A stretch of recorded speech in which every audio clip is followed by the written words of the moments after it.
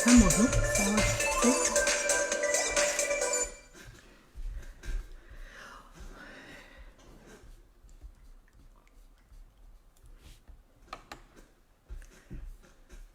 ¿Qué tal? Buenas noches, les saludamos en este día miércoles en el que siempre tenemos un tiempo separado para compartir un estudio bíblico que ya lleva, es una serie que lleva ya 6 capítulos con el de hoy.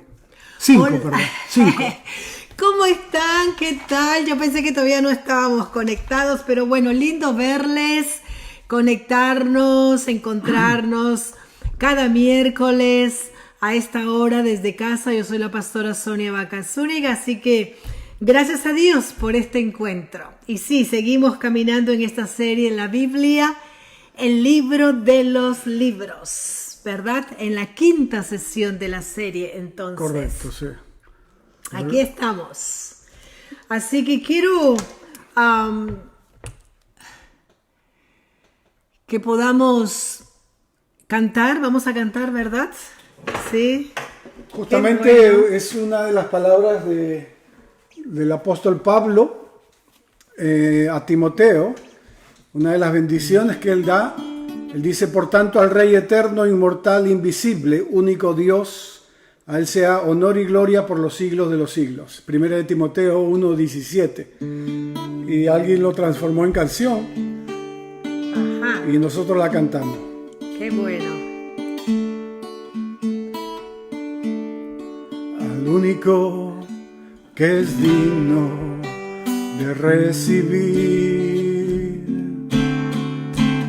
honra y gloria, fuerza y poder, al Dios y Padre celestial, invisible pero real, a Él hoy ministramos.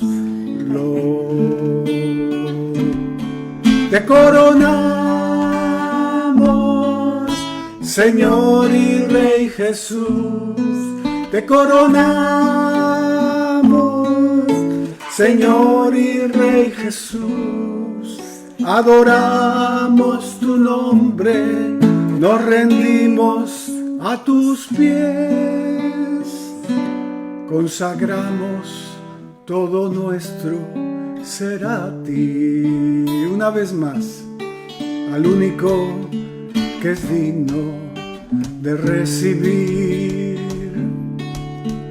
honra y gloria, fuerza y poder, al Dios y Padre celestial, invisible pero real, a Él hoy ministramos. Te coronamos, Señor y Rey Jesús, te coronamos, Señor y Rey Jesús, adoramos tu nombre, nos rendimos a tus pies, consagramos todo nuestro ser a ti. Te adoramos, Señor, te damos la honra y la gloria por lo que tú eres, lo que has sido y lo que serás. Dios eterno, invisible pero real. Bendice este momento, este tiempo. Bendice a cada uno de los que nos ven, nos escuchan. En el nombre de Jesús. Amén. Quiero saludar, me encanta este momento de saludar, de poder ver quién está y poder leer sus saludos. Creo que eso es parte del vínculo que vamos construyendo, ¿verdad? Entre nosotros, esta comunidad que se acompaña. Así que muchos saludos también para ustedes, Claribel Soto y Ángela Licea. Gracias por conectarte. Mario César Mayandía también está aquí. Y Adolfo Santiago, saludos. ¿Cómo estás? Seguro con Yulisa, espero que estén ahí juntos. Qué bueno, qué bueno.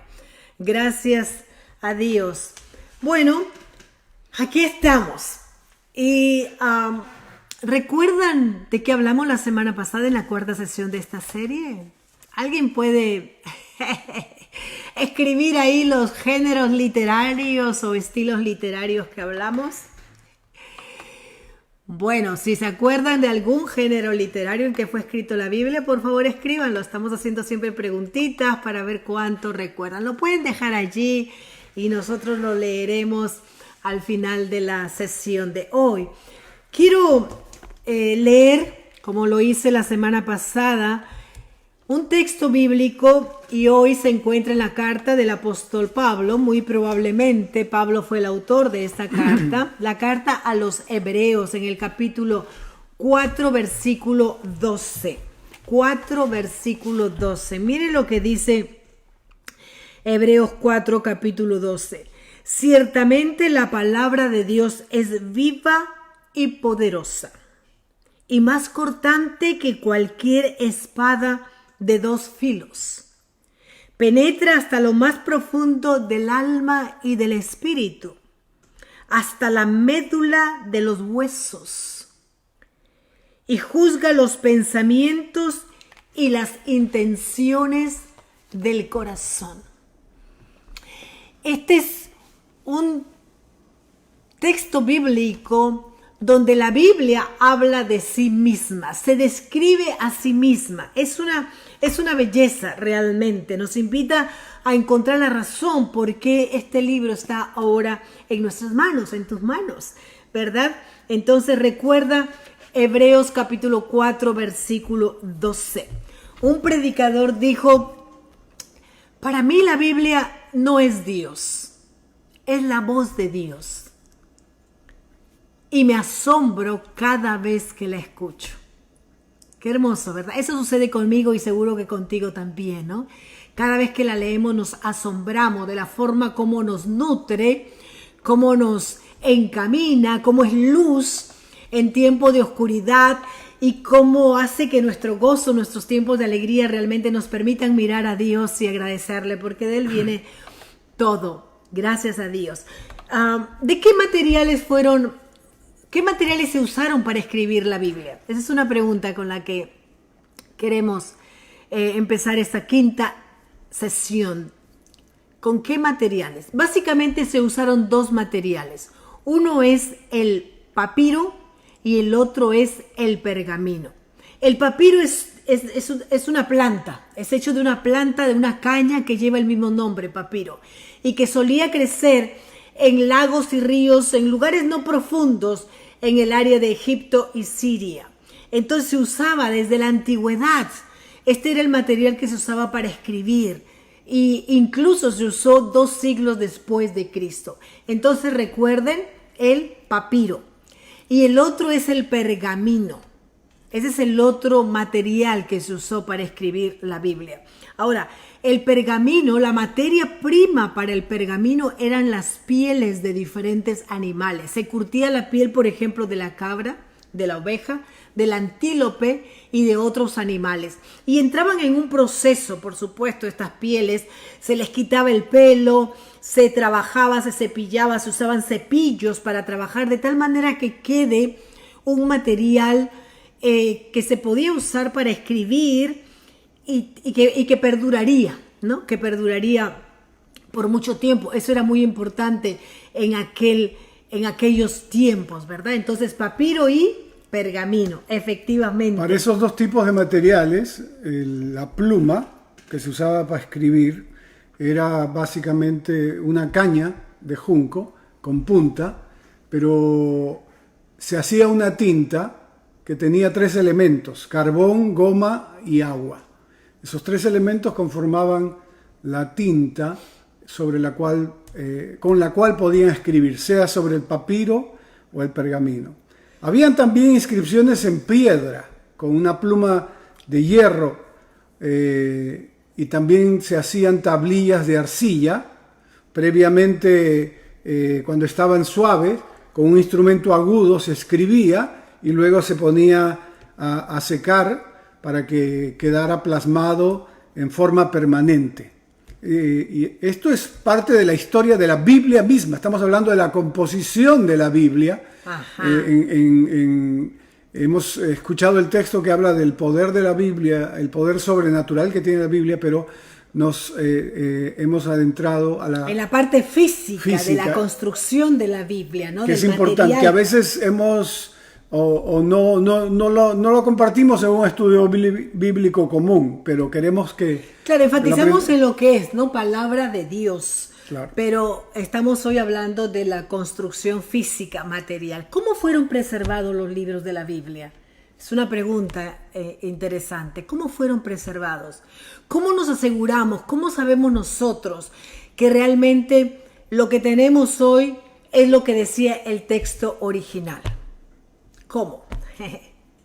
Bueno, déjame decirte que los originales no existen. No existe el texto original. Lo que se tiene es que, por ejemplo, los libros del Antiguo Testamento fueron escritos, ¿verdad? Manuscritos, escritos a mano, ¿verdad? Durante siglos, ¿no? Se habla que toda la composición de la Biblia en la primera sesión hablamos de 1600 años. Entonces, eso tenemos en el Antiguo Testamento, que fueron escritos a mano por muchísimos Al no años. haber originales, existen copias de copias de copias de copias. Así es. Y hay algo muy interesante en esto de hablar hoy de la construcción física material de la Biblia, de este libro que tenemos, que es el libro de nuestra fe, de la fe cristiana, pero que también es parte de la fe judía, el Antiguo Testamento. Y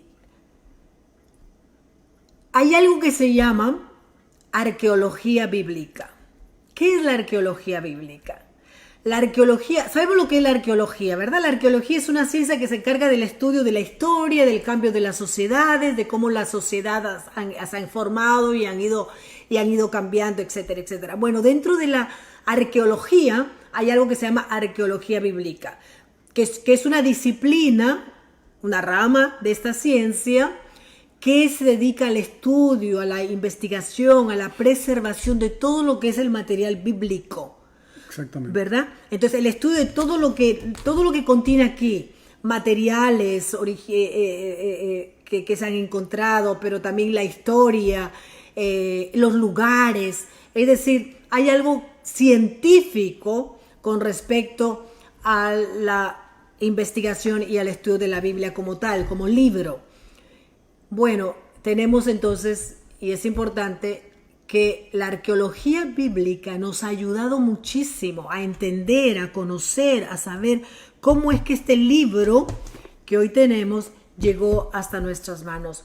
Y hablando un poco de la historia de que no existen originales, hay algo bien interesante que ocurrió en el año más o menos 1947, que tuvo su primer momento, pero que se extiende hasta los 1956-57. Pero en 1947 se encontraron algo que usted puede buscar en Google, que se llama los rollos del Mar Muerto, o los rollos de Qumran, en una zona, en Qumran, justamente en el Mar Muerto, que es el río Jordán, que es como una desembocadura del río Jordán. En esta área que se conoce como el Mar Muerto, un pastor beduino, joven él, andaba pastoreando sus ovejas y de pronto, esta historia que escuché me gustó mucho la forma como fue narrada.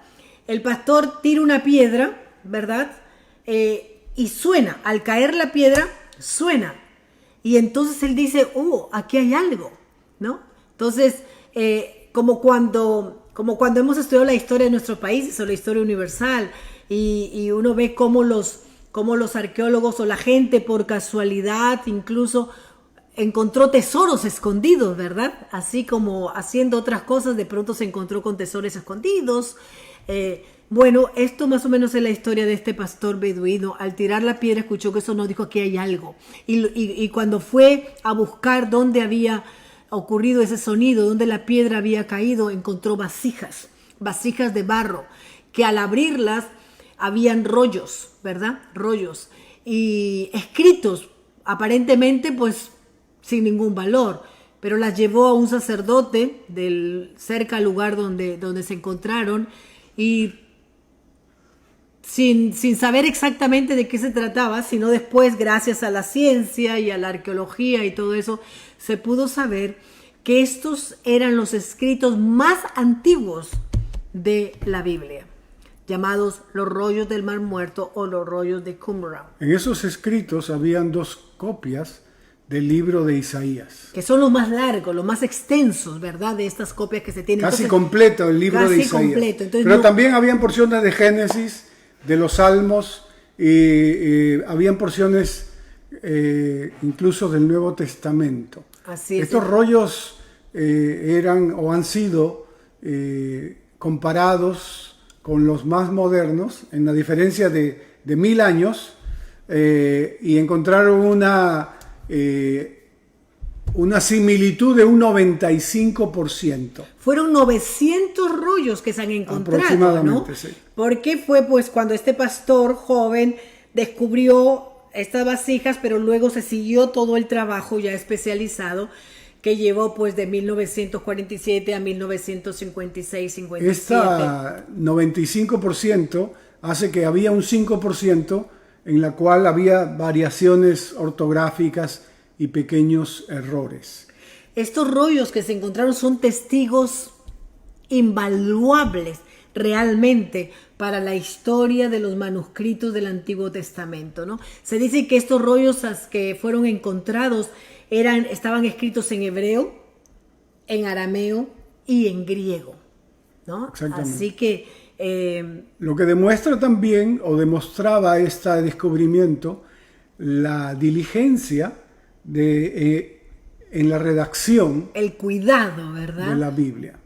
Ese método de copiar a mano fue utilizado también, no solo en el Antiguo Testamento, sino en el Nuevo Testamento, donde también hay variaciones y contradicciones aparentes en algunos manuscritos.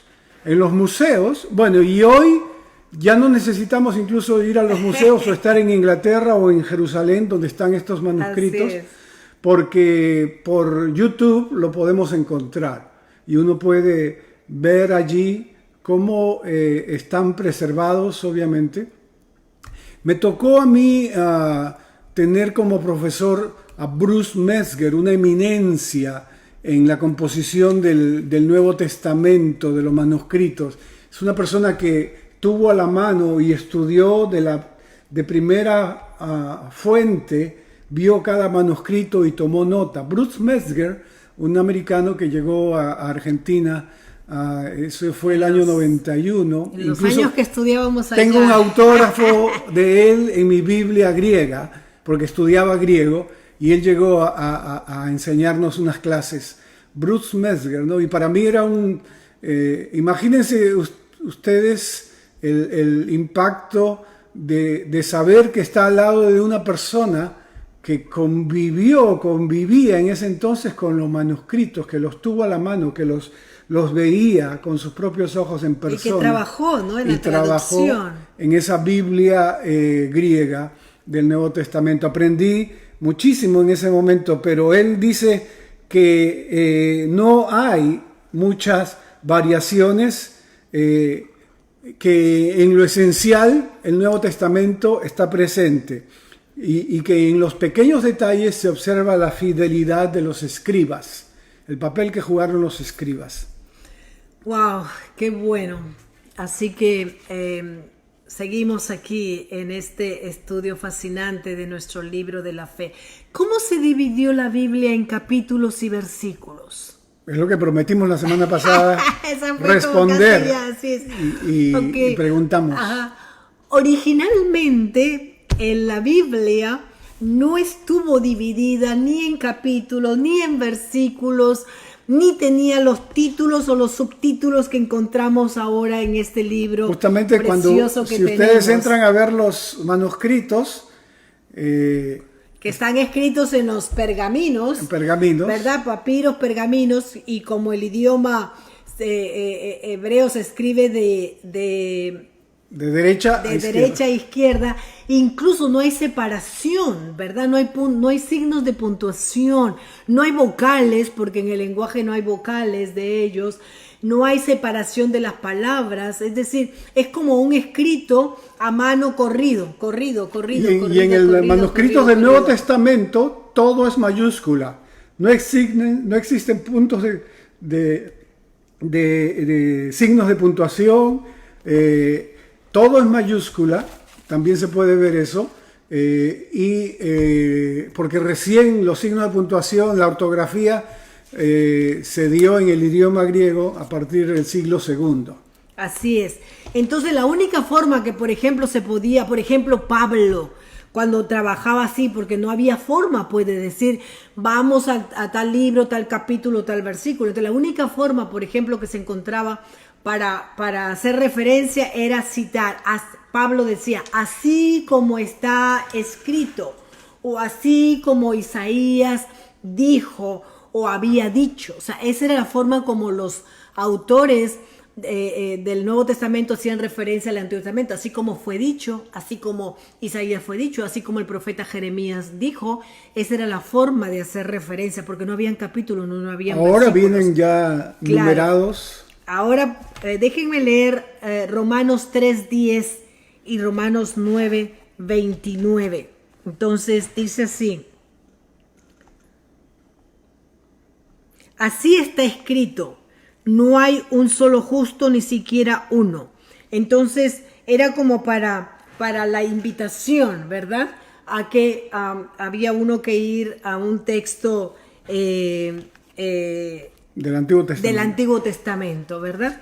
Bueno, entonces las divisiones de los capítulos fue hecha por alguien llamado Esteban Langton, en el año 1227. Este señor Langton fue un arzobispo de Inglaterra y maestro en la Universidad de París, ¿verdad? Entonces, Esteban Langton en el año 1227 hizo la división en capítulos.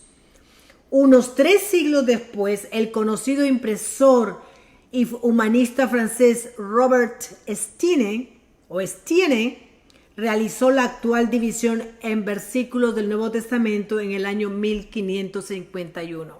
Y yo creo que este trabajo de dividir en capítulos y versículos era facilitar, ¿no?, la lectura, el estudio. Uno de los propósitos de Steen era fomentar el estudio de la Biblia. Claro, justamente, ¿no? Entonces, ese era ayudar a que la gente, cuando tuviera este libro, la Biblia, pudiera ser mucho más práctico y se le facilitaría el estudio. Ahora, en el Antiguo Testamento, en el siglo 9 y 10, habían unos especialistas llamados masoretas. Ya habían dividido la Biblia hebrea o el Antiguo Testamento en capítulos, pero no en versículos. Esta división de capítulos y versículos facilita, sistematiza. Ayuda. Por ejemplo, cuando usted escucha Juan 3:16, lo que estamos diciendo es en el Evangelio de Juan, capítulo 3, verso 16. Y entonces, así es como hemos aprendido los textos del Salmo 23, porque los salmos tampoco tenían números, es de acuerdo a la letra, venían con la letra del alfabeto hebreo, comenzaba cada salmo.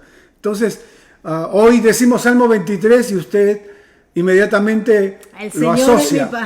Uno lo asocia, claro. Sabe de qué. Salmo 91. Claro, uno sabe inmediatamente dónde está y más o menos en qué parte está. Claro. Y si no, sería bien complicado. Sería complicado, ¿verdad? Pero bueno, la primera Biblia impresa que contenía la división en capítulos y versículos hecho por estas dos personas, Langton y Estienne, ¿verdad?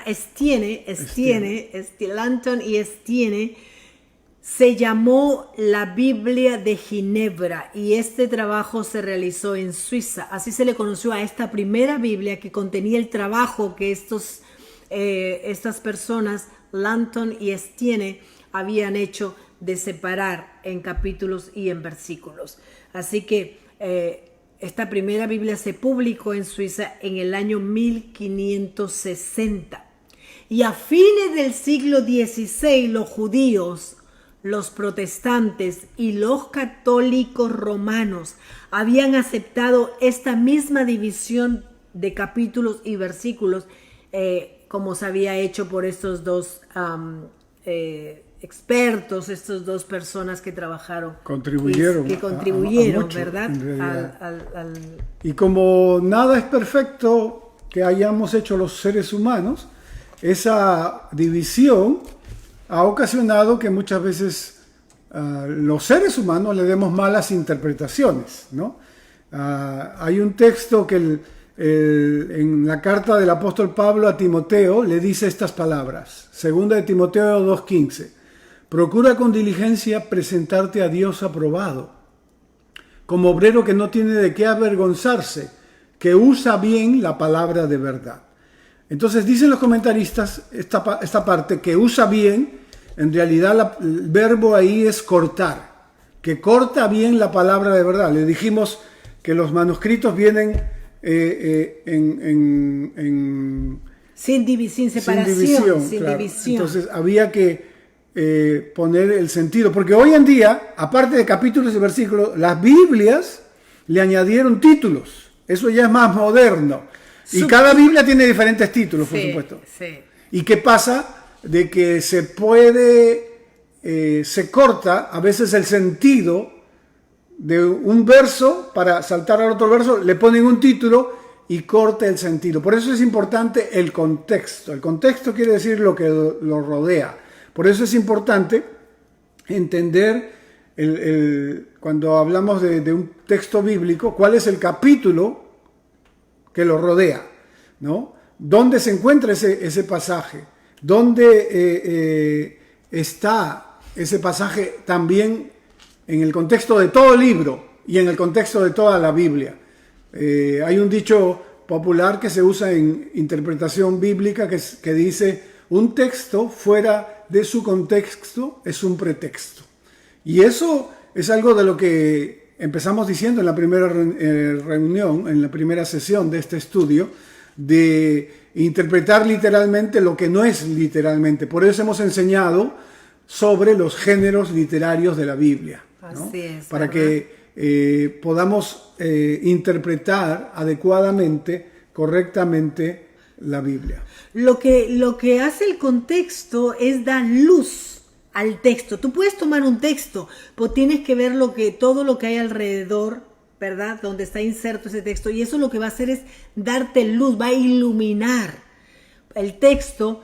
Entonces va a ser lo más rico, vas a profundizar tu estudio, tu reflexión, y realmente va a ser una bendición mucho más grande, ¿no? Porque vamos a poder entender mejor lo que Dios quiere hacernos saber, que escuchemos. Ahora, ¿verdad? Juan Wesley también dijo de que si algo no está claro en un pasaje bíblico, es importante entonces consultar los otros pasajes bíblicos. Y entonces vamos a tener más luz para interpretar.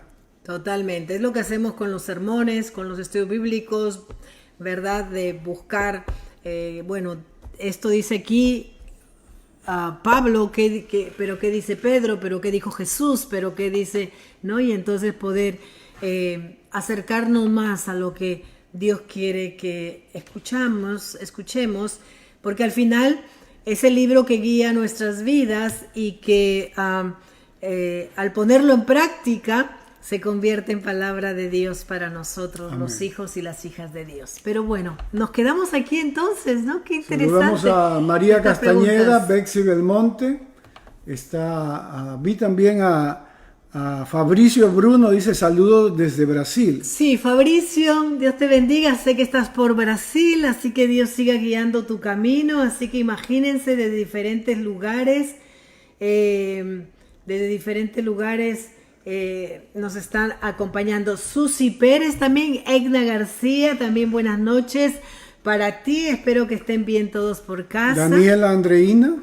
Oh, desde Lima, Perú, Andreina, un abrazo fuerte. Estoy feliz con la llegada de la familia, de tu familia por allá. Así, gracias por compartir también este estudio. Algunos, mientras están mirando, los comparten. Qué bueno, así que si te ayudó, si te gustó, si crees que es interesante, compártelo y así muchas otras personas pueden aprender también con nosotros. Nos dice Daniela que oremos por su hijo Aarón David. Oh, vamos a orar por Aarón David. Amén. Por supuesto que sí. Vamos a hacerlo ahora mismo.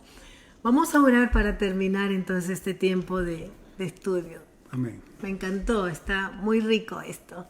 Dios, gracias por este tiempo de poder conocer cómo fue escrita, pero cómo fue la construcción física de este libro, la Biblia, el libro de los libros, que es nuestro libro de fe.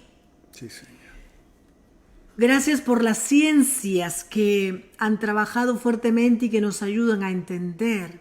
Gracias por todas las personas que trabajaron en todos estos descubrimientos que hoy nos permiten saber cómo el libro que tenemos hoy, tan lindo, tan cómodo, cómo llegó a nuestras manos, cuál fue el proceso. Gracias. Y gracias por quienes se conectaron, gracias por las personas que van a ver este video, gracias por esta serie que realmente nos desafía y que está siendo de mucha utilidad. Quiero pedirte por las personas que están conectadas, que tú bendigas sus vidas. Amén. Sus mentes, sus espíritus, sus corazones. Aleluya. Si hay una situación que les preocupa, Dios, hay algo que está allí esta noche, ayúdales, revélate a esa persona y que esa persona pueda saber que tú eres un amor, un Dios de amor, de misericordia que nos acompaña. Te pido por Aarón David, el hijo de Daniela. Sí, Señor, bendice. Que tú toques su cuerpo, su vida, Dios. Oh Señor, que tú obres en Aarón David. Amén. Sí, Señor. Gracias, Señor. Y si hoy estamos alegres también, Señor, gracias porque de ti vienen todos los momentos buenos que vivimos. Gracias por este día hermoso que hemos caminado y aquí estamos. Gracias, Dios, en el nombre de Cristo Jesús. Amén. Amén. Y bueno, hasta aquí llegamos. El próximo miércoles, la 6ª sesión de esta serie fascinante. Bye.